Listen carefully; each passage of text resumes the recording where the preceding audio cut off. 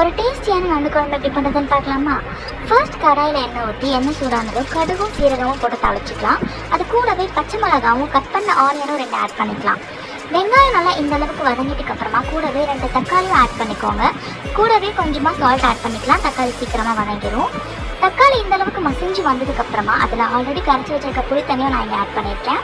அது கூடவே குழம்பு மிளகாத்தூளும் ஆட் பண்ணிவிட்டு ரெண்டுத்தையும் நல்லா மிக்ஸ் பண்ணிவிட்டு ஒரு 1/2 கிளாஸ் அளவுக்கு தண்ணி ஊற்றிக்கலாம். இதை ஒரு 10 நிமிஷம் போல் இப்போ ஒரு மூடி போட்டு குக் பண்ணலாம். நல்லா குழம்பு கொதிச்சதுக்கப்புறம் அதோட பச்சை வாசனை கம்ப்ளீட்டாக போனதுக்கப்புறம் நண்டையும் இப்போ ஆட் பண்ணிக்கலாம். நான் ஆல்ரெடி க்ளீன் பண்ணி வச்சுருக்கேன். நண்டு ஆட் பண்ணிவிட்டு மறுபடியும் ஒரு 5 மினிட்ஸ் போல் மூடி போட்டு கொதிக்க வச்சிடலாம். அப்போ தான் நண்டு நல்லா வேகும். இந்த கேப்பில் மிளகும் பூண்டும் சேர்த்து இடிச்சுக்கலாம்.